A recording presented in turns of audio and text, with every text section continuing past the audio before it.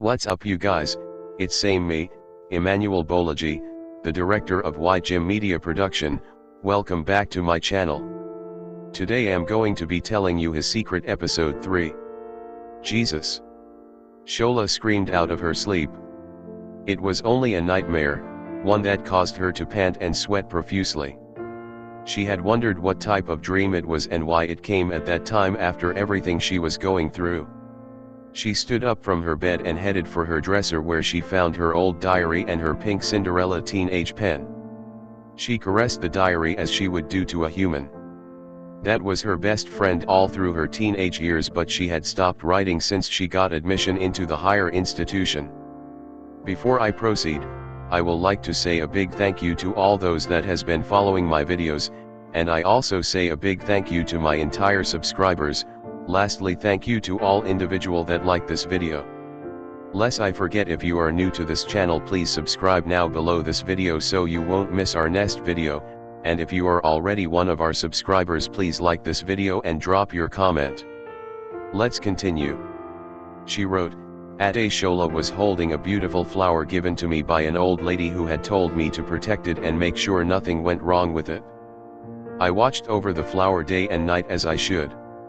Then came this handsome young prince who stole my attention.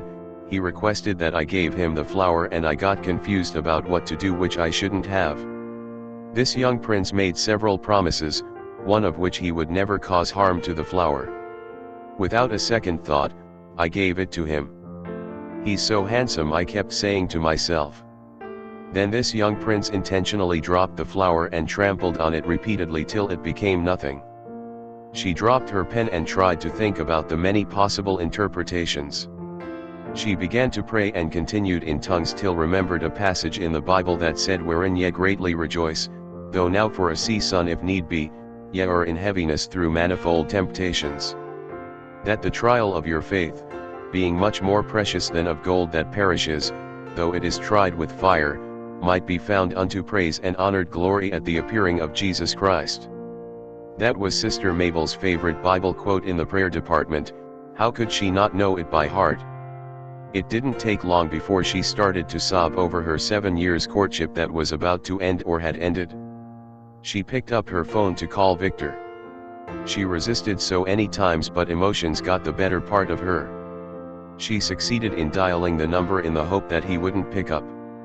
"The number you have dialed is switched off," the operator said. Maybe I should send him a text for when he turns his phone back on. Before she could type a letter, she heard a knock on the door. She raced back to her bed, covered herself with her duvet, pretending to still be asleep. The person refused to go away. "Who's there?" she asked with the tone of someone who had just woken up from sleep. "It's I, dear." She goes to unlock the door for her mother. If it was Daddy, he would have given up after a few knocks with no response. But Mummy would never. "How was your night?" Mummy asked, giving a fake smile that faded as soon as it appeared. "It was fine, Ma." She did the same. "There's something I want us to discuss." She made herself comfortable. "Okay Mummy, what's so important that you couldn't wait for me to be out?" "Do you love Victor?" she asked. "Yes, Mom. I do more than anyone could imagine, but why did you ask?" "Calm down, my dear. We finally called them." "Called who?" Shola asked in fear. "They repeated everything you said." His mother was even crying and explaining how she also did the same shameful act and how it's been there from generations. She said and continued, "We are not happy about any of this, but we want you to please think over the matter again." "What are you saying, Ma?" Shola jumped from the bed as she asked. "Victor is a very good boy. Don't you think we need to help him?" her mother asked.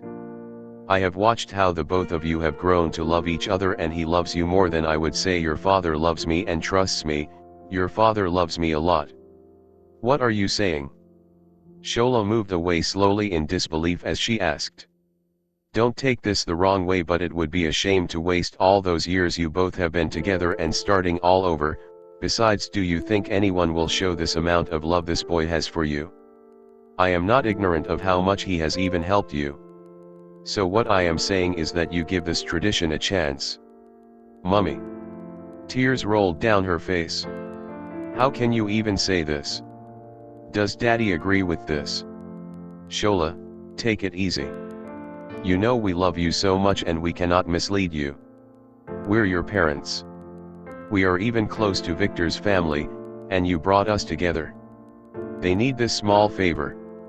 Let's help them. Please, for Christ's sake, try to look at things the way we see it. She said firmly. By the time you have your kids, we would have found a solution to put an end to it all. Mummy, would I not regret this? I had a dream tonight and it's beginning to look like a warning about this. I can't believe that you and Dad support their family abomination. I know you are disappointed in us. Her father walks in. Shola, my princess, he moved close to her. I understand the way you feel. This will be our little secret. They promised to take good care of you, and you know my prayer every day for you is that you get married into a home you are loved and accepted. I will never agree to this because I am a princess, a royal priesthood. God created me to proclaim the excellency of Him who called me out of darkness into His marvelous light. I'm the light of the world and I must walk in light, not darkness, she softly protested. You are also Daddy's princess. The word of God says you should honor your father and your mother. You have to do it. It's no more an issue for discussion but a must, so you to think over it and then we start making preparations for the wedding.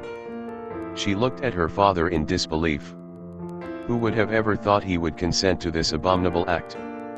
He stormed out with anger while her mother, who couldn't find the courage to look at her, followed behind. Shola cried, "What am I going to do?" She leaned on the wall. To be continued, in episode 4. Unbelievable, how could Shola parent agree to such thing? Are they no longer christen? Should we say they are just the hearer of the world alone, not the doer? Will Shola agree to do it? We will find out in volume 4, don't miss it. If you really want us to continue the story, your comment is highly needed. Show appreciation by subscribing to this channel. Don't forget to click on the like button and share your testimony through your comment. Written by Inioluwa Ezekiel. Proofread by Emmanuel Esther. And produced by Emmanuel Bolaji. See you next Monday. Bye, love you all.